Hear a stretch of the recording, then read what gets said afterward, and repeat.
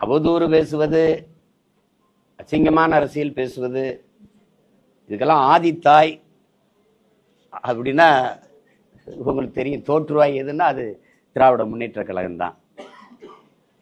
ஒவ்வொரு தலைவர்களை பற்றியும் அவர் அந்த தலைவரே மதிப்புமிக்க கலைஞர் கருணாநிதி அவர்களே பேசுனதெல்லாம் இருக்கு. குறிப்பா எங்க தாத்தாவையெல்லாம் வந்து கருவாட்டுக்காரியின் சீமந்தபுத்திரர், மரமேறி, கட்டப்பீடி, முன்னாடியெல்லாம் ரஷ்யாவுக்கு எரும தோலை தான் அனுப்பிட்டு இருந்தோம், இப்ப எரும மாட்டையே அனுப்பணும்னு பேசுனதுல இருக்கு. அது மாதிரி ஒவ்வொரு தலைவர்களை பற்றி பேசுறது, அம்மையார் இந்திரா காந்தியை பற்றி, அம்மா ஜெயலலிதா பற்றி பால்கனி பாவை என்று பேசியது, இந்த ஐயா எம்ஜிஆர் அவர்களை ஆண்மையற்றவர், ஆண்மகன் இல்லாத ஒரு அலி என்றெல்லாம் பேசுனது கொடுமையான விமர்சனங்களை வச்சிருக்காங்க. இந்த நீங்க எந்த கட்சியில இப்படி இழிவா பேசுறதுக்குன்னு பேச்சாளர்களை வச்சிருந்தாங்கன்னா இவங்க தான். மதிப்பிற்குரிய எங்க ஐயா வெற்றி கொண்டான்லாம் மேடையில அம்மா ஜெயலலிதாவை பேசுனதெல்லாம் நீங்க இப்ப நான் பேசி காட்ட முடியாது. இப்ப அந்த கட்சியில சிவாஜி கிருஷ்ணமூர்த்தின்னு ஒருத்தர் பேசுறதெல்லாம், சைதை சாதிக்கெல்லாம் ஒவ்வொரு மாற்று கட்சியில் இருக்க பெண்களை பற்றி குறிப்பிடுறதெல்லாம் நீங்க கேட்டு பாருங்க. நாகரிக அரசியலை பற்றி, கண்ணியமான அரசியலை பற்றி கற்றுக் கொடுக்கறதுக்கு, அடுத்தவங்களுக்கு போதிக்கிறதுக்கான தகுதி, நேர்மை ஒரு துளியும் இல்லாத கட்சி தமிழ்நாடு இருக்குன்னா அது திமுக தான். இதுல ஏதோ சண்டாளர் அப்படின்னு சொல்லிட்டாங்கன்னு, உண்மையிலே உங்களுக்கு நான் சொல்றேன், ஒரு உண்மையை பேசுறேன், சத்தியத்தை பேசணும்னு நினைக்கிறேன். எங்களுக்கு தெரியாது சண்டாளர்னு ஒரு சமூகம் இருக்கு தெரியாது. எங்க கிராமங்கள்ல, சிற்றூர்கள்ல, குறிப்பா நாங்கெல்லாம் பிறந்த ராமநாதர் சிவகங்கையில் சாதாரண சண்டாளப்பாவி இவனோட அப்படி பண்ணிட்ட அட சண்டாளப்பல இப்படிலாம் பேசுறது இருக்கு. நீங்க படங்கள்லேயே நீங்க பாத்தீங்க, அடி சண்டாலி உன் பாசத்தாலேன்னு என் தம்பி அமீர் எடுத்த படத்துலேயே பருத்தியூரிலே வருது. அப்புறம் தம்பி ஜீவபிராஸ் படத்துல சண்டாலி ஒன்றுன்னு ஒரு பாட்டு வருது. அப்போலாம் இவங்க பேசல. பாஞ்சாலங்குறிச்சி நான் எடுக்கும்போது என்னுடைய பங்காளி வடிவேல் அவர்களை வச்சு ஒரு நகைச்சுவையில அட சண்டாலா சண்டாலான்னு ஒரு வார்த்தையை பேசிடுவாரு. அப்போ எனக்கு தெரியாது, உண்மையிலே தெரியாது. படம் வெளியாகி ஓடும்போது எனக்கு கடிதம் வருது, இந்த மாதிரி எப்படி இது பண்ணி இப்படி சொல்லிட்டீங்க, உங்ககிட்ட அதை எதிர்பார்க்கல. அப்பதான் தெரியும், ஓ இந்த பேர்ல ஒரு சமூகம் இருக்கு போல இருக்கு அப்படின்னா. அப்ப நான் வருத்த கடிதம் எழுது, இனிமே இந்த மாதிரி பயன்படுத்துறது இல்லை. அதுக்கப்புறம் நாங்க அதெல்லாம் பயன்படுத்துறது இல்லை. இவங்க தான் அதை வந்து சலுக்கர்கள், சண்டாளர்கள்ங்கிற வார்த்தையெல்லாம் அதிகமா பயன்படுத்தினது ஐயா கருணாநிதி அவர்கள் தான். சங்க இலக்கியங்கள்ல, மந்திரங்கள்ல, என் திருமூலர் வரைக்கும் சண்டாளருங்கிற வார்த்தையை பயன்படுத்திருக்க. கந்த சஷ்டி கவசத்திலே சண்டாளருங்கிற வார்த்தை. ஐயா கருணாநிதி அவர்கள் நீங்க பாருங்க, பாசப்பறவைகள் படத்தோட அந்த நீதிமன்ற இதுல அந்த சண்டாளருங்கிற வார்த்தையை இவர் பயன்படுத்திக்கிறது. இது வந்து அண்ணா நாமம் வாழ்க என்று கூறிக்கொண்டே அவருக்கு பட்டை நாமம் சாற்றுகிற சண்டாளத்தனத்தை தமிழகம் இனியும் பொறுத்து கொண்டிருக்காரு. அவர் முதலமைச்சராக இருக்கும்போது சேது சமுத்திர திட்டத்துக்கு எதிராக அதிமுக கருத்து சொன்ன போது பதிவு செஞ்ச வார்த்தை. திருப்பி அதெல்லாம் கொடுத்தது யார்? எந்த சண்டாளர்கள் கெடுத்தார்கள்? அதையெல்லாம் கெடுத்தது யார்? இந்த சேது சமுத்திர திட்டத்தை அமைக்க விடாம அதையெல்லாம் கெடுத்தது யார்? எந்த சண்டாளர்கள் அதை கெடுத்தது? இது யார்? ஐயா எழுதுனது, ஐயாவே எழுதுனது. நீங்க பாருங்க, கந்த சஷ்டி கவசம் முதல்ல அதை எழுதினவர் மேலதான் நீங்க நடவடிக்கை எடுக்கும். எஸ்சி எஸ்டி ஆக்ட் போடணும். இது பாருங்க, கனகபூசை கொள்ளும் காலியோடு அனைவரும் விட்டாங்காரரும் மிகுவள பேய்களும் தண்டியக்காரரும் சண்டாளர்களும் என் பெயர் சொல்லவும் இடிவிழுந்தோடிட என்று கந்த சஷ்டி கவசத்துல வருது. இது ஒரு அர்த்தமற்றது. திடீர்னு எங்க சாதி வந்துடுச்சுன்ட்டு இவ்வளவு காலமா வலிக்கல. மேல் பாதியில கோயிலுக்குள்ள போக விடாம பூட்டை பூட்டிட்டு சாவி எடுத்துட்டு போகும்போது உங்களுக்கு வலிக்கல. நீ எஸ்சி தானமா எஸ்சி தானமான்னு பக்கத்துல இருக்க பெண்ணை கேட்கும்போது வலிக்கல. நாங்கெல்லாம் தாழ்த்தப்பட்டவர்களா, எங்களை வெளியே நிக்க வைக்கிறீங்கன்னு பெருமக்கள் பேசும்போதெல்லாம் உங்களுக்கு வலிக்கல. வலிக்கல. ஒரு நீதிபதி, தாழ்த்தப்பட்டவன் நீதிபதி ஆனது அவன் தகுதியால வரல, இவங்க தான் அவங்க நீதிபதி ஆக்குனாங்க என்று ஐயா ஆர் எஸ் பாரதியெல்லாம் பேசுனது இருக்குது. நாங்க போட்ட பிச்சைன்னு இதுல யாரு கேட்டது? நீங்க உட்கார்ந்துருக்க நாற்காலியெல்லாம் நாங்க போட்ட பிச்சைன்னு நீங்க யாரும் சொல்லலையே. திடீர்னு உங்களுக்கு இதயம் அப்படி காயப்பட்டுருது, புண்ணாய் போயிருது. சண்டாளர்னு நாங்க என்ன பண்ண? இருக்கிற பாட்டு, கள்ளத்தனம் செய்யும் காதகன் கருணாநிதினு இருக்கிற பாட்டு நான் பாடல, என் தம்பி துரைமுருகனும் பாடல. அதை எழுதி வெளியிட்டது அதிமுக. அப்பெல்லாம் எங்க போய் படுத்துக்கிட்டு இருந்தீங்க? காதல பஞ்சு வச்சு கவுந்து படுத்துக்கிட்டு இருந்தீங்களா? எங்க போச்சு? ஏதோ அதிகாரத்தில் இருக்கிறவன அப்படியே எங்களை அசிங்கப்படுத்திட்டு நீங்க பண்ண அக்கிரமமும், நீங்க இந்த உங்களுக்கு வாக்கு செலுத்தி வாழவும் வச்ச இந்த மண்ணுக்கும் மக்களுக்கும் செய்த துரோகங்கள் பட்டியலிட்டு பேசலாமா? யார் என் கூட வருது? அங்கிருந்தா வந்திருக்கேன். நான் புதுசா படிச்சுட்டு வர வேண்டியது இல்லை. நீங்க கற்றுக் கொடுத்ததெல்லாம் வாங்க தர்க்கம் செய்வோம். ஒரு பொது மேடை, நீங்க தான் நிறைய தொலைக்காட்சி வச்சிருக்கீங்க, வாங்க. உங்க வாடகை வாய்கள், உங்கள் வலையொலிகள், உங்களுக்கு ஆதரவாய்ங்கிற வாய்கள்லாம் எப்படி பேசுதுன்னு ஒரு தடவை நீங்க கேட்குறீங்களா? மாண்புமிகு சட்ட அமைச்சர் ஐயா ரகுபதி அவர்கள் அவங்க கட்சிக்கு ஆதரவா பேசுற வலையொலியாளர்கள், யூடியூபர்ஸ், அவங்க பேச்சுக்கெல்லாம் கேட்குறாங்களா? அவங்க எங்களையெல்லாம் கேவலமா பேசும்போது உங்களுக்கு இனிக்குது. நாங்க பேசிட்டா அப்படியே நெஞ்செல்லாம் புண்ணாயிருது, காதல் அப்படியே ஈயத்த காட்சி ஊத்துற மாதிரி உங்களுக்கு ஆயிருது. எங்களை திட்டும்போது உங்களுக்கு தேன் வந்து பாயுது. எப்படி இது?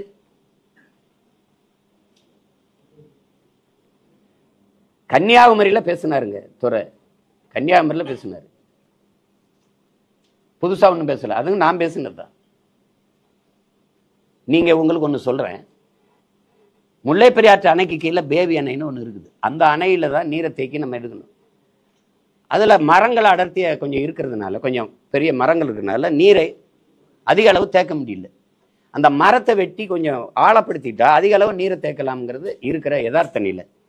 இந்த மரத்தை வெட்டிக்கிறவனு கேரள அரசுகிட்ட அனுமதி எத்தனை ஆண்டுகளா தமிழ்நாடு அரசு கேட்கும்னு நினைக்கிறீங்க? நீங்க சொல்லுங்க. ஒரு தோராயமா 45 ஆண்டுகளா கேட்குது, தர மறுக்கிறாங்க. கடைசியா ஐயா பினராயி விஜயன் தந்துட்டாரு. ஆனா அது போகும்போது எதிர்த்து வழக்கு போட்டு உச்ச நீதிமன்றத்துல அதை மறுத்துடுறாங்க. ஒரு மரத்தை வெட்டக்கூடாதுங்கிறத நம்ம ஏற்கிறோம். ஆனா மரத்தை வெட்டிட்டா நட்டு வச்சு வளர்த்துற முடியுங்கிற யதார்த்தம் இருக்கு, இயற்கை உண்மை இருக்கு. ஆனா வெட்டிட்டா வளர்க்கவே முடியாதுங்கிற, மரத்தை வெட்ட அனுமதிக்காத கேரளா, என்னுடைய மேற்கு தொடர்ச்சி மலையில கன்னியாகுமரியில் மலையை வெட்டி அப்படியே 80 லட்சம் டன் அதானியினுடைய விளிங்க துறைமுகத்துக்கு எடுத்துட்டு போகுது. 80 லட்சம் டன் அவங்க சொன்னது, அவ்வளவுதான் எடுக்குமா சொல்லுங்க. மதுரை உயர்நீதிமன்றத்தில் ஒரு வழக்கு வருது, கேரளாவில் மணல் அள்ளுவதற்கும் மலையை மணல் கற்களாக நொறுக்குவதற்கும் மலையை மணலாக மாற்றுவதற்கும் தடை இருப்பதால், இந்த வார்த்தையை கொஞ்சிக்கணும், தடை இருப்பதால் வழக்குதாரர் போடுறார். தடை இருப்பதால் தமிழ்நாட்டிலிருந்து மலையை மணலாக கற்களாக எடுத்துட்டு போக நீங்க அனுமதிக்கணும்னு நீதிமன்றத்தில் அனுமதி கேட்குது. தமிழ்நாடு அரசு அதுக்கு எந்த எதிர்ப்பு தெரிவிக்கல. நீதிபதி சொல்றாரு, ஒரு நாளைக்கு 700 லாரிகள்ல நீங்க எடுத்துட்டு போகலாம். அந்த நீதிபதி ஏன் கேரளாவில் தடை இருக்குன்னு கேட்டிருக்கணுமா இல்லையா? இப்ப என்ன கோவம்னா, அவன் நல்ல ஆத்தாளுக்கு அப்பனுக்கும் பிறந்தவன் இங்க ஆள்றா அப்படின்னு வரும்ல. என் மலை எனக்கு, என் வளம் எனக்கு, என் மண்ணின் வளத்தை நான் பாதுகாக்கணும்னு நினைக்கிறவன் தானே எனக்கு தகப்பனா இருக்க முடியும். மற்ற மாநிலங்கள்லாம் பெத்தவனே அப்பனா இருக்கான், எங்களுக்கு மத்தவனே அப்பனா இருக்கிறதுனால தான் இந்த சிக்கல். ஏன் அதை பத்தி கவலைப்பட மாட்டேங்கிற? ஒருத்தங்க வெட்டுனா வளர்த்துற முடியுமாடா, அந்த மரத்தை வெட்டுனா வளர்க்க முடியுமாடா மலையன் ஏன் கேட்கல? உன்னால உருவாக்க முடியாத ஒன்றை உங்களுக்கு அளிக்கிற உரிமை யார் கொடுத்தது? வளங்களை சுரட்டி கொடுப்பதை வளர்ச்சி என்று கட்டமைத்தது யார்? உங்களுக்கு கற்பித்தது யார்? யார்? இந்த மலை உங்களுதா? இந்த பூமி உங்களுதா? பரம்பரை சொத்தா? இல்லை, உங்கள் பிள்ளைகளிடத்து நீங்க வாடகைக்கு வாங்கி வாழ்றீங்க. போகும்போது அவன்கிட்ட பத்திரமா ஒப்படைச்சிட்டு போகணும். இதுதானே உலக நீதி, இயற்கை யதார்த்தம். இதை பத்தி கவலையே படாம என்ன கொடும் துரோகங்களை இந்த கட்சி ஆட்சியெல்லாம் செஞ்சுக்கிட்டு இருக்குன்னு நினைக்கிறீங்க? இப்ப இருக்கிற மாண்புமிகு ஐயா தமிழக முதல்வர் ஸ்டாலின் அவர்கள்ட்ட கேளுங்களேன். கர்நாடகாவில் எந்த கட்சி ஆட்சிக்கு வந்தாலும் காவிரியில தண்ணி தராது. அந்த மேகதாத்துல அணை கட்டியே தீர்வேங்கிறது கோட்பாடு. அது பாரதிய ஜனதா, அது காங்கிரஸ், ரெண்டு பேருக்கும் கொள்கை மாறுபாடு கிடையாது. பாரதிய ஜனதாவும் தன்னுடைய நிதிநிலை அறிக்கையில், தேர்தல் அறிக்கையில 9000 கோடி ஒதுக்கியிருக்கு, காங்கிரஸும் ஒதுக்கியிருக்கு மேகதாத்துக்கு. காவிரியில தண்ணி தராது. தெரிந்து நீங்கள் காங்கிரஸ் கட்சியின் வெற்றிக்கு நீங்க போய் உழைக்கிறீங்க. கர்நாடகாவில் அங்க இருக்கிற தமிழர்களை ஓட்டு போட சொல்றீங்க. வெறும் ஒரு கட்சியின் தலைவர், திராவிட முன்னேற்ற கழகத்தின் தலைவர், நீங்க போய் காங்கிரஸ் கட்சியோட கூட்டணி, நீங்க அதுக்கு வெற்றிக்கு பாடுபடுங்க, நாங்க கேட்கல. ஒரு தமிழ்நாட்டின் முதலமைச்சர் நீங்க எப்படி போய் உங்க மாநில மக்களின் உரிமையை பறிக்கிற, தடுக்கிற, இழிவா பேசுகிற, ஒரு சொட்டு தண்ணீர் தர முடியாத தமிழர்களுக்கு சொல்ற ஒரு கட்சியை எப்படி வெல்ல வைக்கிறதுக்கு போய் தமிழர்கள் வாக்கை நீங்க சேகரிச்சீங்க? இப்ப அதே சீதாராமையா சிவகுமார முதலமைச்சர், துணை முதலமைச்சர் இங்க வந்து, தமிழ்நாட்டில் வந்து இங்கே வாழ்கிற கன்னடர்கள் திமுக காங்கிரஸுக்கு ஓட்டு போடுங்கன்னு பேச வச்சிருங்க பாப்போம். எப்படி நீங்க செஞ்சீங்க? இப்ப ஒரு டிஎம்சி கொடுக்க சொல்லுது காவிரி மேலாண்மை ஒழுங்காற்றுக்குழு, ஒரு டிஎம்சி தர முடியாதுன்னு முதலமைச்சர் சொல்றாரு. உங்க பதில்? மேகதாதில் அணை கட்டியே தீர்வோம் கர்நாடகா. பதில்? எவ்வளவு பெரிய துரோகம்! ஏதோ சொல்லிட்டாருன்னு சீமான வந்து நீ இருக்கிற பாட்டை பாடின, எத்தனையோ பாட்டை பாடுறா, இருக்கிற பாட்டை பாடின, அதுக்கு உருவமே இருக்கிறீங்க. உங்க உருவமே கர்நாடகாவில் ஆயிடுச்சான், அப்படியே பிணை மாதிரி தூக்கிட்டு போனான், செருப்பு கழட்டி அடிச்சான், தீ வச்சு கொளுத்துனான். நீங்க கண்டிக்கல, உங்க கட்சி கண்டிக்கல, உங்க கூட்டணி கட்சி கண்டிக்கல. தமிழ்நாட்டில் நான் ஒரே ஒருத்தன் தான் ஏத்து பேசினேன், எப்படா என் முதலமைச்சர் அசிங்கப்படுத்துவேன்னு. ஏன்னா எனக்கு தன்மானம் இருக்கு, சூடு சொரணம் இருக்கு, இனமானம் இருக்கு. ஒண்ணுமே கண்டிக்கல. இதெல்லாம் விட துரோகம் இருக்கா? கேளுங்க, நீங்க கேளுங்க. இத்தனை நேற்று வரைக்கும் 13 பேர் மீனவனை கைது பண்ணியிருக்கான். அதுக்கு முன்னாடி 26 பேர், எத்தனாயிரம் பேர் சிங்கள சிறைக்குள்ள இருக்கான். எவ்வளவு படகுகள் பறிப்பு, எவ்வளவு வலைக்கிழிப்பு, எவ்வளவு சித்திரவதை. ஒரு பிரச்சனைக்கு தீர்வு ஆனதில்லை. 30 நாள்ல 133 பேர் கொலை, படுகொலை. அதுல கடைசிக்கு 34வது பேரா தம்பி ஆரம்பிச்சிட்டாங்க. அவர் அறியப்பட்ட தலைவருங்கனால பாடக்குன்னு அந்த செய்தி வெளியில வந்துட்டு. அதுக்கு முன்னாடி சத்த 133 பேர். சட்டம் இருக்கு, ஒழுங்கா இருக்கா? நீங்கள கேள்வி கேட்கறீங்க, சட்டம் ஒழுங்கு எப்படி இருக்கு? சட்டம் இருக்கு, அது ஒழுங்கா இருக்கா? சாராய சாவு எப்படி இருக்கும் நாடு? கொலைகாரர்கள் சாராய வியாபாரிகள்கிட்ட நீங்க ஆட்சி அதிகாரத்தை கொடுத்தீங்கன்னா எப்படி இருக்கும்? இந்த நசுதீன் சார்னு ஒரு நடிகர் இருக்காரு, அவர் கேட்கிறாரு, ஒரு பைத்தியக்காரன் நகரத்தை தீ வச்சு கொளுத்திடுறான், எரியுது, மக்கள் பதறி ஓடுறாங்க. பைத்தியக்காரன் நகரத்தை கொளுத்திட்டான், ஊரை கொளுத்திட்டான், அவன் கையில தீப்பெட்டியை கொடுத்தா பைத்தியக்காரன் யாருன்ட்டு. நம்ம தான் தொடர்ச்சியா அந்த பைத்தியக்காரங்க கையில அதிகாரத்தை கொடுத்து கொடுத்து கொடுத்து என்ன சேட்டை இது?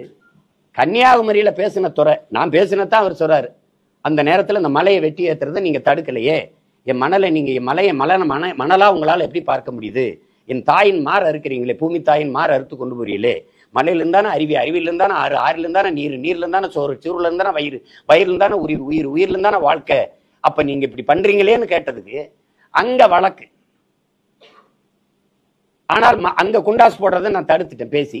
அங்க இருந்து இங்க சென்னைக்கு வர வச்சு, இங்க இருந்த வருணுங்கிற அந்த எஸ்பி குண்டாஸ் போட்டு உள்ள வச்சாரு 6 மாசத்துக்கு மேல. திருப்பி இப்ப பேசுனது விக்கிரவாண்டியில இந்த பாட்டை அவர் பாடினது. அவரே சொல்றாரு, இந்த பாட்டுல வழக்கு போடணும்னு எங்க அண்ணன் மேலதான் போனோம், அவர் தான் திருச்சி வானூர்தி நிலையத்தில் பாடி காட்டினாரு. நீங்க என் மேலதான் போட்டிருக்கணும், நானே கேட்கணும், ப்ளீஸ் டூ இட், என்னை கைது பண்ணி உள்ள வைங்கன்னு தான் சொல்றேன். நீங்க அவரை வந்து இங்க பாடினதுக்கு இங்க நடவடிக்கை எடுக்காம அவர் ஊர் கொடைக்கு போறாரு கோயில் திருவிழாவு, அவர் தென்காசியில குளிக்க போனவரை போய் கைது பண்ணி கூட்டிட்டு வந்து அவர் திருச்சியில் இருக்க வருண் எஸ்பி அங்க வர வச்சு நடவடிக்கை எடுக்க வேண்டிய அவசியம் என்ன? என்ன அவசியம்? சரி, வரும்போது ஒரு காவல்துறை கைது பண்ணா காவல்துறை வண்டியில என்ன எத்தனை முறை ஏத்திருக்கீங்க? காவல்துறை வண்டியில தான் ஏத்துவீங்க, என் சொந்த வண்டியில வர அனுமதிப்பீங்களா? ஊடக எடுத்துக்கிற அனுமதிக்க மாட்டாங்க, வாங்க சீக்கிரம் சீக்கிரம்ட்டு. உங்களை மாதிரி ஊடகவியலாளர் சந்திக்க அனுமதிக்க மாட்டாங்க. நீங்க அப்படி இருக்கும்போது என் தம்பியுடைய சொந்த வண்டியில இனோவா வாகனத்துல ஏன் ஏத்துனீங்க? ஏத்தி பின்னாடி வந்து லாரியை வச்சு ஏன் இடிக்க வச்சீங்க? இதேதான் ஒரே ஃபார்முலா, ஒரே முறை, ஒரே மெத்தட். சவுக்கு சங்கருக்கு ஒரு விபத்தை காட்டி உயிர் அச்சுறுத்தல் பண்றது, இவனுக்கு பின்னாடி வந்து லாரி ஏற்றி வச்சு ஒரு அச்சுறுத்தல் பண்றது. எப்படி? ஏன் உங்க வண்டியில் ஏற்றிட்டு எடுத்தவொடனே செல்போன் எதுக்கு? உனக்கு செல்போன் உங்க காசு இல்லையா? செல்போன் எதுக்கு? நான் பல முறை 5 முறைக்கு மேல சிறைக்கு போயிருக்கேன். எடுத்தவொடனே செல்போனு கழுத்துல போட்டிருக்கு, சங்கிலி போட்டிருக்காரா, இடுப்புல அருணாக்கொடி கட்டிருக்காரா, அதுக்கு எல்லாத்தையும் அவுத்து யாரு பொறுப்புன்னு குடும்பத்தில் ஒருத்தட்ட கொடுத்துட்டு தான் உள்ள கூட்டிட்டு போவாங்க. நீ ஏன் செல்போன் எடுத்துட்டு போற? எதுக்கு எடுத்துட்டு போற? உன் வேலை என்ன? போன தடவை அவன்கிட்ட செல்போனை பறிச்சிங்களா, கொடுத்தீங்களா? என் பிள்ளைகளுக்கெல்லாம் பறிச்சிங்க இல்ல, என்ன இறையில திருப்பி கொடுத்தீங்களா? என்னது இது? எதை பத்தி பேச அருகதை தகுதி வச்சிருக்கிறீங்க? ஒரு திறந்த வெளியில ஒரு பொது விவாதவங்களை இத்தனை ஊடகவியாளர் கிடையாது. நான் ஒருத்தன் இல்ல, நான் கூட வேணாம், தம்பி தங்கச்சி தர்க்கம் பண்ணி வெல்லுங்களை பார்ப்போம். 3 ஆண்டுகளை நீங்க செஞ்ச ஒரு சாதனை சொல்லுங்க பார்ப்போம். கொடுமை, ஒரே சாதனை. போன தடவை 500 கொடுத்தோம், இப்ப 2000 கொடுத்துருக்கோம் ஓட்டுக்கு. அதை விட்டா